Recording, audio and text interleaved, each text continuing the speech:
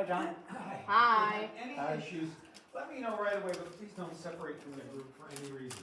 When just a little farther on in the tour, we'll get to a point where I can no longer tell if I have everybody with me. All right, so it's kind of important that we kind of trust each other to stay together. Folks, you want to move up far enough so you see these two panels here. And just a couple of reminders. When you're not in the car, you're looking up the mountain. So you make a couple of turns, you are looking up the mountain again. So you're reoriented here, all right? We're condensing 270 years of history into an hour, all right? So it'd be big leaps around the coal history here. In case you didn't know, all of the anthracite coal in the United States is here in eastern Pennsylvania, all of it.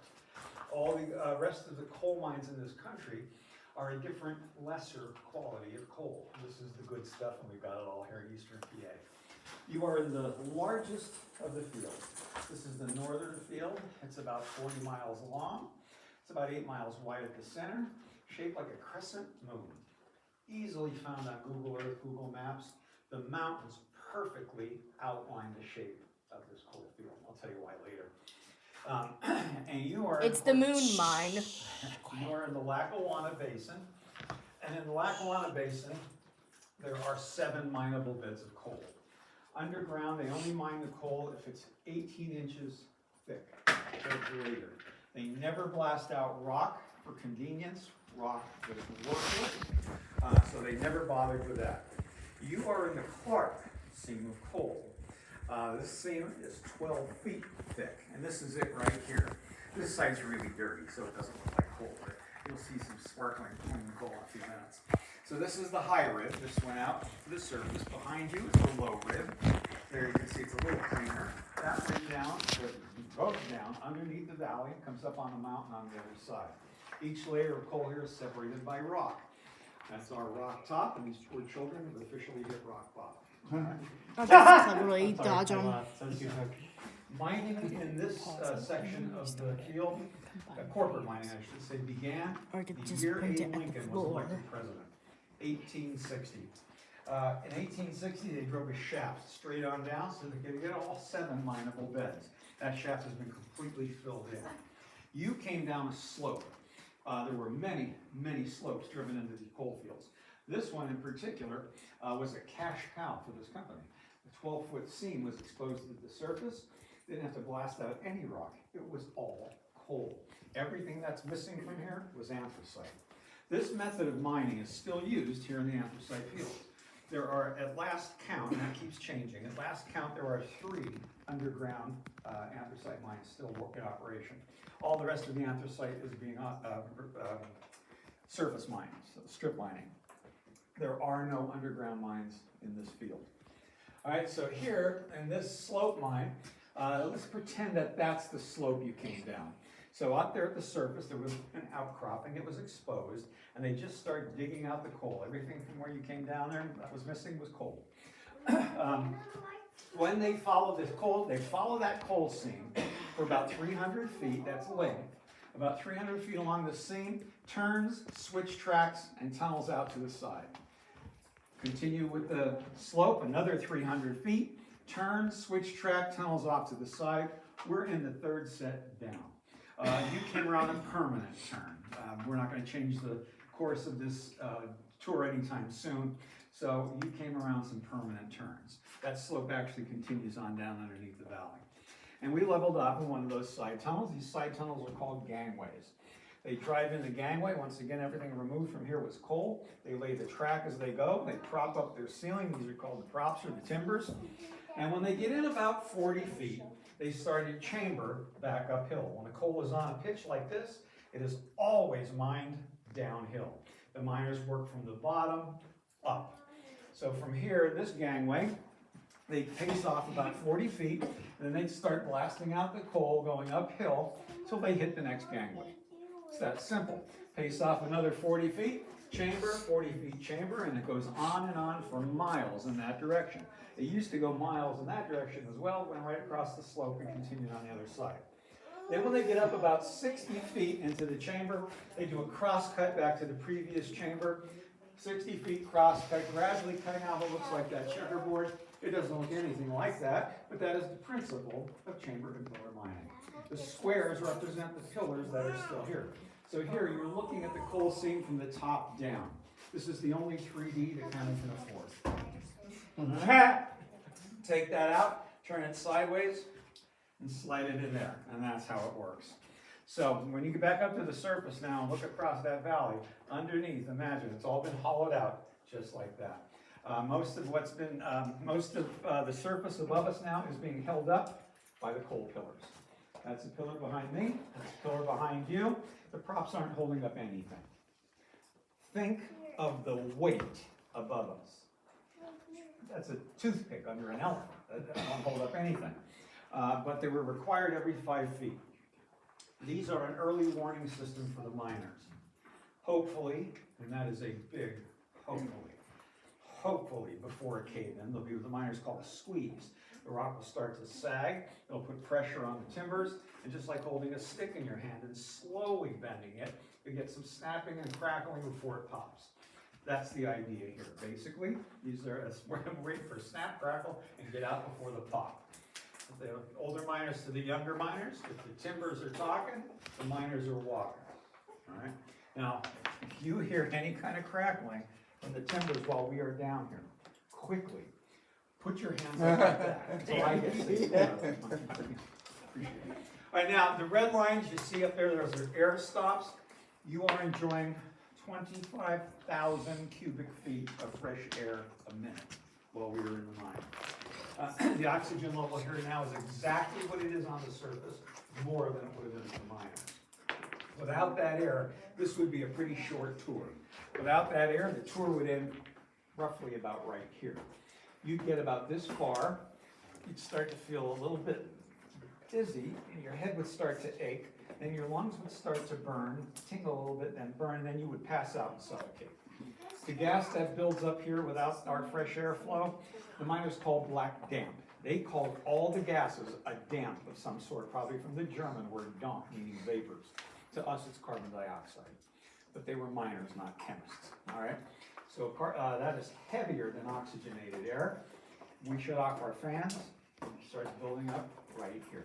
So if someone broke in here to make a nice little YouTube video, they'd get about this far, and that would be the end of the video. So never, if you're here visiting our area, and you go off the trails in our mountains or hiking in our mountains, you could find an opening into the mines. Don't go in. Now you know why. The air will be poisonous. Not only that, you'll find a slope line, not a shaft. And at the top of most of the slopes, animals have taken up residence, most notably rattlesnakes. All right? So you don't want to go in the mines. In the old days, like you're going to see some cinder block walls. Those are permanent air stops.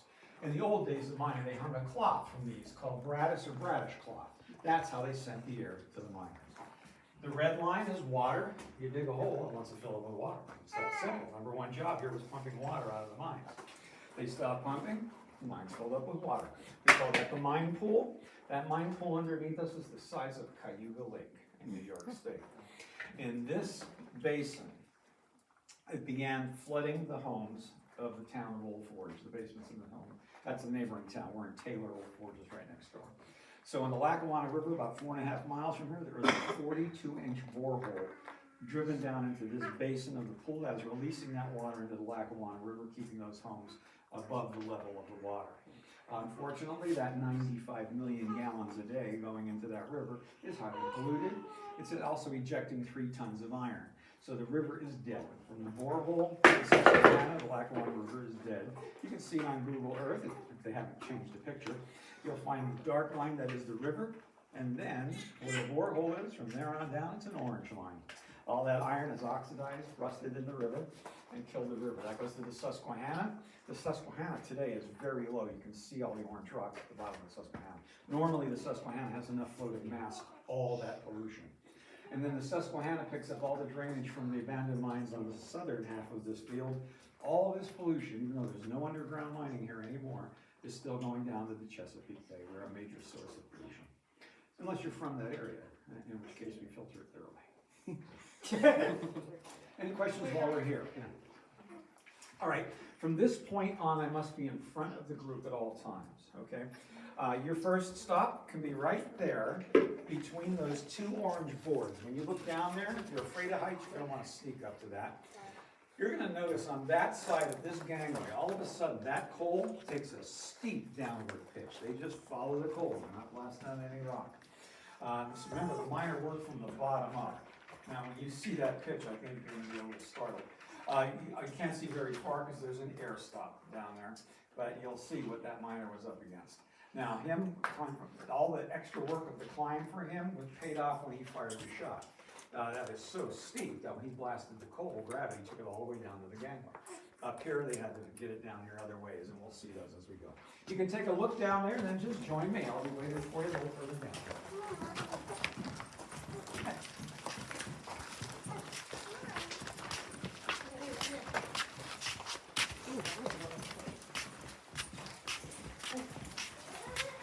Hang on to your helmet too. Somebody lost their helmet down there last week.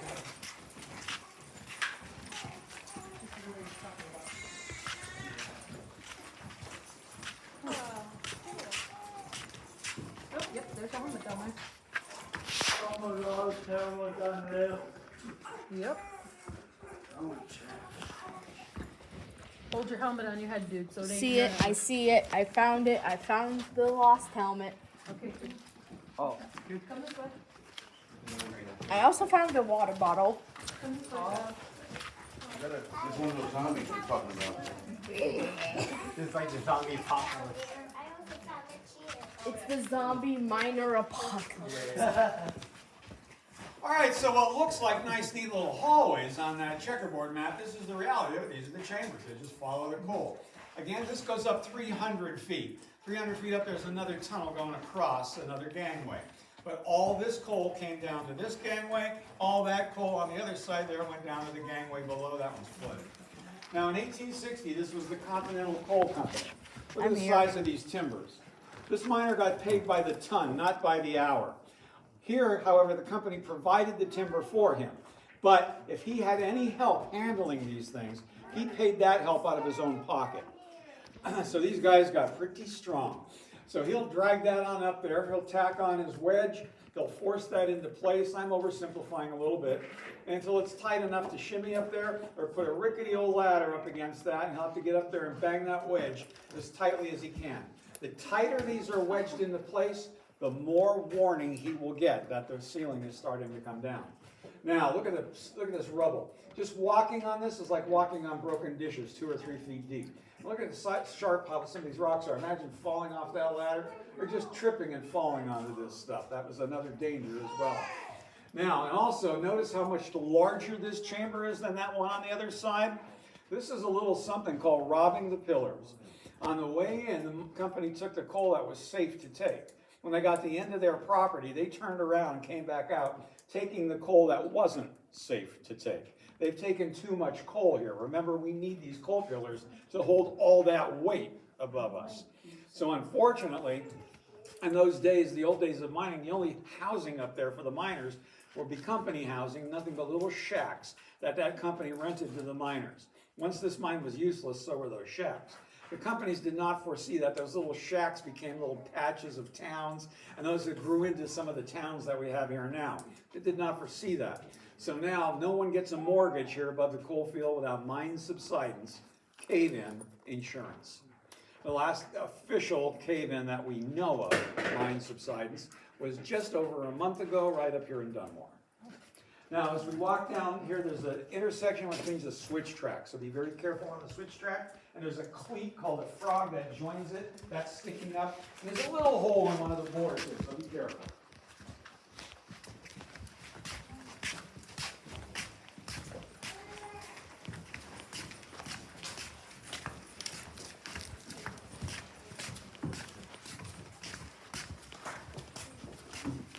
Again, right here. There's the hole in the board right there. Right here, the track switches over. Another chamber here with the pillars robbed. Props are rotted away up there, and of course you can see there's been some cave in up here. What's that?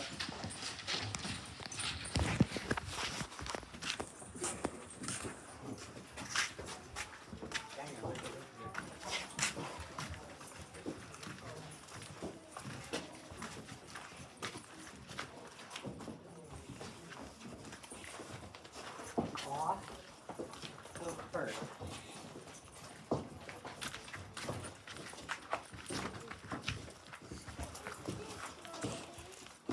So gradually, of course, eventually, electricity started to make its way into the coal mines. As it did, the technology increased in leaps and bounds. This is an electric locomotive. This took the place of the mules. Sometimes they called it an electric mule. Miners had nicknames for everything. This is the Loki. The motorman sat there. Switchman sat back here, coupled, uncoupled cars through switch tracks and so on.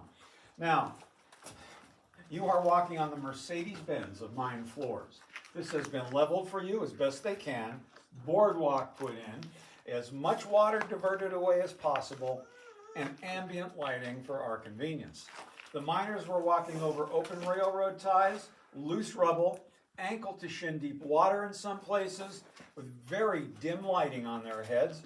The power for the electric locomotives came from what the miners called the trolley wire. That was an exposed electrical wire, and there was one on each side of each gangway. If you came into contact with that and was properly grounded, it was going to be a bad day in the coal mine. So it just made a dangerous job more dangerous. This chamber behind us has been converted into a mechanics pit. They put a floor in here, sealed up the chamber, driven 2 tracks back into the wall. Now they can work on the equipment down here. It's that simple. They did as much mechanical work in the mine as possible. It never rains and it never snows. It's always this temperature. Today might feel a little cold and damp because it's summer, or the end of summer. I come back here in the dead cold of winter. This feels great. This feels warm and balmy. And there'll be steam coming out of the portal at the top. When you see the benches in the car like this, it's a man trip. If they even bothered with the benches, they would ride down. When they got to where they were going, they'd slide those benches right out of the brackets and set them alongside the track, and this would be then used as a coal car. I love this part. I'd like to meet the guy who wrote this. The benches are angled roughly at the angle of the slope for the comfort of the miner. Almost got that one. Yeah. The phone. That phone's more than 100 years old. It still works. Oh, wow.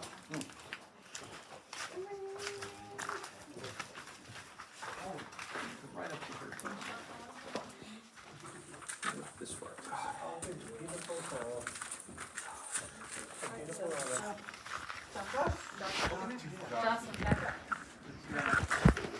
All right, so how'd they test the air for the black damp back there in 1860? There he is. Oh, yeah, I know that guy. Canary in the coal mine was a very real tool. The canary, a bird, breathes 200 times faster than a person. By size, his lung capacity is way larger than a human's. The canary in particular is bright yellow. He's easier to see in the dark of the coal mine. And a canary in particular, when you separate him from its mate, sings constantly. So he was the perfect bird for the coal mine. They lower him down near the floor. If he stops chirping or passes out, that's black damp building up. Now, the number one way to die down here was fall of rock. My mother's father was killed by a fall of rock, caused by an explosion of what the miners called fire damp. To us, that's methane. A byproduct of the formation of coal, it escapes from the coal. Remember, the miner's working at the top of the chamber. Those days, it's an open flame on his head. That fire damp escapes from the rock or the coal, and it goes right up to the highest point, right where that miner is with that light on his head. If he lives through that explosion, maybe it'll be just a little bit of gas and a big flash over. If he lives through that, that flash took all the oxygen out of the air. The poor man will suffocate anyway. That's what the miners called afterdamp. So now these poor guys assigned in the Clark seam here, they got to get a bird cage up to that ceiling. So they'll walk up their chamber with the bird cage, just to have a hook on it, with the bird cage as high as they can get it, as far in front as they can get it, and they'll walk up, and if that bird stops singing or passes out, that's fire damp. We want to get out of here quickly. The foreman will have to redirect some air to clear that gas. The explosions were so frequent over in England, someone invented a lamp. They got the name Davy lamp. After Sir Humphrey Davy, he did not invent it. He stole the idea. All right, but at any rate, and I just told you there could be methane here. It's against the law to have an open flame in a coal mine. Another reason not to go in. But this is an approved container. Now, obviously, the flame needs oxygen. The if I lower that down and there's black down, that flame will start to die away. Now the magic in this lamp, no genie in here, but the magic in this lamp is it won't set off methane. If I hold this up into methane, the tip of that flame will turn blue. And that flame will start to grow depending on how much methane is in the air. Now, the Davy lamp, this is a modern safety lamp. The Davy lamp had a flaw. Remember I said how difficult it was to walk in those chambers? If I would have, maybe this is my ceiling. If I'm walking up there and the flame turns blue and I panic, and in my panic to turn around, I turn the lamp sideways, the Davy lamp set off the gas anyway. You'd be happy to know that the foreman says this one should not do that. All right, now we want to get the coal out of the wall. That means drilling dozens of holes. But here in the Clark seam, once again, with a 12-foot seam, we can't just drill and blast. If we do, we risk blasting away pillar material. And we need that coal to hold up all that weight that's above us. So here, in a vein this large, the miner has to do this first. That's called an undercut. Now this poor guy in 1860 is expected to blast away 7 feet of that coal face. So that undercut has to run at least 5, if not the full 7 feet. Then the guy has to drill his holes 7 feet deep. Here is the drill bit. And here is the business end of that drill. And he has to climb a ladder. So here in the Clark seam, he's going to have to start with smaller bits and work his way up. Now, and then eventually, of course, electricity comes into the mine. A machine is invented that does that relatively quickly. And now we can enjoy an electric drill. I'm going to lift this about 1 inch and drop it. And that's without the bit. And then they found out ever so quickly that motor was sparking. Sparking. It's against the law still to use an electric drill coal face. The underground anthracite miners use air-powered drills. So there's no chance of a spark. And in the old days, it was black powder, wax paper. The miner's wives rolled the charges at home. He stuffed them all in there. He'd insert a squib. Ladies, remember that word, S-Q-U-I-B, squib. Remember that word. Attach fuses and then carefully count each blast. Today, our miners down there in Schuylkill County are using dynamite, blasting caps, an electric detonator. By the way, a blasting cap will have wires hanging out of it. They come in bundles, so no two will go off at the same time. So that allows the miners to count each blast. If one doesn't go off up there, you're in trouble. You've got live explosive up in your chamber. All right, and then he'll get down here. We get 150 feet from the blast. We'll go around 2 corners. Some of that coal will come out of the wall at the speed of a bullet and can ricochet around. One, this is going to be loud. This is going to be loud for the kids there. And it will warn everybody in 3 directions. Fire! Fire! Fire in the hole! And then they'll wait about 30 seconds for everybody to take cover.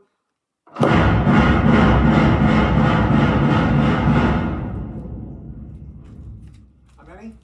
Oh, we're supposed to count? Just told you how important it was. 3 of them. There was more than 3. 4, Oh, like no, 4. 4. There was like 4 of the Just send your booms. mother-in-law up there now. 4. There were 10. 10. Holy. So the coal is blasted out of the wall. There's different ways of getting it down here to the gangway. We'll see those as we walk through the rest of the mine. Notice the tracks have not made their way to this chamber yet. This machine helped the miner with that problem after electricity. Probably put some laborers out of work. You can see every 6 feet there's a joint because he can add or subtract 6 feet at a time as he needs to. Nickname for everything. Chain conveyor, jalopy. This was a jalopy. Any questions while we're here? All right, would you kindly just make an opening for me to get to the other side of you? I have to be in front of the group at all times. One important question, you guys inspect down here every day before you bring people down? Would it make you feel better if we did?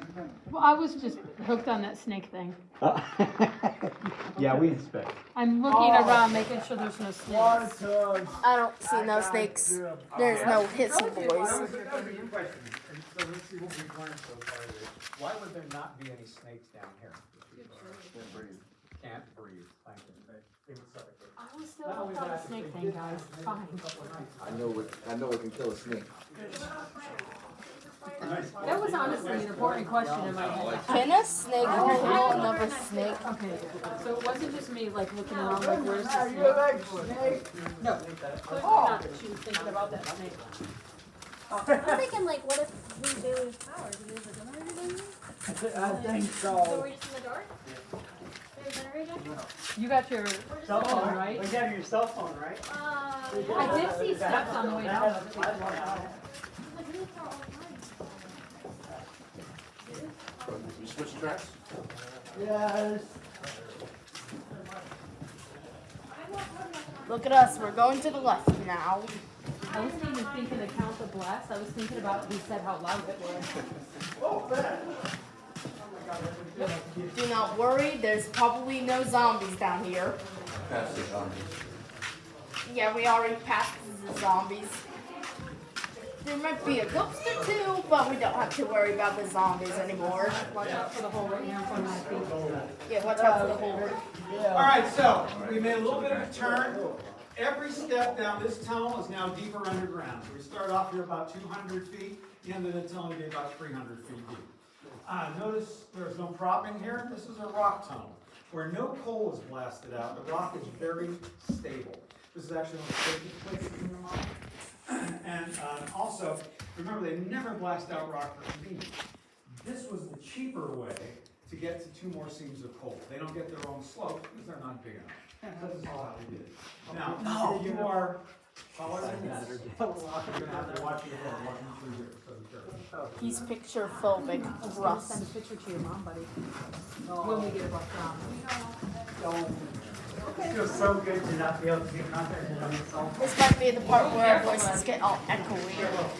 Watch your feet. Watch your head, Watch since you're your head tall. more. Good thing you're Guys, short. watch your head. Once you Don't get back on the bump track. your noggin. That is wood over there too. Water over there. My wife's How'd you get a cow down here? That's just bull. Okay, taxidermy that was donated to the mine, so they put them to work down here. In this mine, however, mules work. Some dummies did work in some mines, but not here. Here it was mules. The mule would stand about this tall, if not tall. That mule was much, much larger. When the mules came down here into these mines, they lived here for their entire life. Some of them lived here for as long as 18 years. They went blind from being in the dark. Other than that, they were very well cared for. They were considered mine property, mine equipment. They were not to be abused. The driver, this would have to be around 1900 because he has a carbide lamp on his head. Calcium carbide at the bottom, water on the top is a little screw mechanism. He can adjust the drip. The water drips on a carbide and makes a settling gas. That's what's burning on his forehead. It makes a nasty hissing sound. And it wasn't all that much brighter than a candle or the little oil lanterns they used to use, but it lasted a lot longer on fuel load. And of course, you didn't have wax building up on your helmet. In his hand, he has a sprag. It looks as though the mule is pulling the coal. That is not the case. A trip of coal for the mule is usually 2 cars. That car will hold about 8 tons, or about 8 tons of coal. So 16 tons, that's way too much weight for a mule. In case you haven't noticed, you're walking uphill. This mine is engineered to go slightly uphill. Gravity is what helps the mule get the coal down to the foot of the slope, and also explains why that's the worst spot for black man. It's the lowest point in this mine. Now, when the mule cars are empty, the mules pull them back to the miners. When the cars are full, the mule's job, keep it from running away down the track. Now, the sprag in his hand, there'll be another boy back there called the spragger, or the sprag boy. By the way, this kid would be about 14 years old. So the sprag boy, same age, give or take, is walking alongside. So if the mule trips in the tie, slips in the mud, turns his ankle on loose rubble, starts to lose control of that coal, he'll yell back, "Sprag the wheel!" And he'll get down there in the dark and push that into the spokes of the wheel. It'll catch on the wheel assembly and stop the trip. A couple of years ago, I had the grandchild of a sprag boy on one of my tours. Granddad was missing his right hand. He missed with the sprag, his hand went in front of the wheel, and he lost his hand. These kids were losing arms, legs, fingers, toes, lives. Imagine a kid falling on the track, not being able to stop the car. And obviously there's a gangway here because there was a seam of coal, and there it is right there. This is Dunmore number 1. And right there, it'll say, John, you lied. That's not 18 inches. But overall, the seam is much larger than 18 inches. You can see it much better on this side. There it is, right there. That more number 1 seam coal, and I see why it doesn't get its own slope. Now, back there in Clark, the miner can stand up in the chamber with room to spare. They do not blast out rock for convenience. Here's the miner's ceiling, here's the miner's floor. We call these belly bands. This man has to crawl in here to do his job. You'll be able to see up one when you get to the end of the tunnel. But there it is, that beautiful Pennsylvania anthracite. So here it is. Here's the story of anthracite. Whether you want it or not, it's coming your way. All right, so what you're looking at right there is what's left of a forest growing in a swamp. All that black rock was plant material. If we take the deepest coal underneath us and we push it to the surface, that's where it started. Believe it or not only you're about 200 feet deep, you're about 300 million years deep. So if we push that deepest coal back up to the surface, we go back in time 350 million years. There are only 2 continents on Earth, and they are near the equator, and they are moving toward one another. Anywhere you see coal of any kind, there's a vast freshwater swamp with a lush, thick jungle growing under that equatorial sun. The plant material drops into the swamp, sinks to the bottom. So much of it very quickly, as it decays, it very quickly uses up the free oxygen in the water. Now there's not enough free oxygen for it to rot. So all that plant material becomes this mush at the bottom of the swamp. By the way, from the judging the size of this scene, this swamp was at least, or I should say, this mush, what was mush 300 million years ago, was about 22 feet deep. All right? Now, so there it lays. Well, the continents shift, the ocean washes inland and brings the sand. Here is the sand of the Iapetus Ocean. Covers up the mush, ocean washes out, sand dries out, mush dries out. Now that'll burn with a spark. Think of it as something like peat moss. Peat. So this column of Earth, that process happens at least 10 times over 97 million years. Swamp growth, fall cover. And in each step now, deeper, it's pushed deeper, there's more weight, it's compressed into lignite, brown coal. More weight, another layer, more weight, some more million years pass. It's pressed into bituminous coal, soft coal. Lignite and bituminous coal are what's coming out of the rest of America's coal mines. Still generating about 15% of that electrical energy. Now, how do we get the good stuff? Those continents finally collide. When they do, they push against one another, and these mountains are born. These mountains are some of the oldest on Earth. They were higher than the Himalayas are at one time. All right, now that pressure from that continental pressure pressing against one another generates heat, and that heat and pressure press bakes what's left of that plant material into anthracite, the highest quality coal there is. This is almost pure carbon. It will burn hotter, longer, forgive the word, cleaner than all the other forms of coal. There's enough anthracite in eastern Pennsylvania to heat every house in America for 100 years. We dig it all out, and there are 4 pits where there used to be towns and cities. Right. I give up Wilkes-Barre. Oh, poor Wilkes-Barre. Oh my God. Really? All right, so in my totally simple opinion, this is the crown jewel of this coal mine. Thanks to, here's 2 words you won't hear in any other mine, thanks to a lucky cave-in, there's proof here of that fantastic story I just told you. Now, there's the anthracite, there's Dunmore number 1. We follow the rock, we should come to the rest of the anthracite, but we don't. Instead, this seam was split. The miners couldn't care less why, they just went after the coal. This was where the gangway was before the cave-in. This was what happened after the cave-in. Look at the size of the boulders that fell. Now, when that caved in, it exposed the reason for the split seam. Right there, a fault line. It is no longer an active fault line, but that was a fault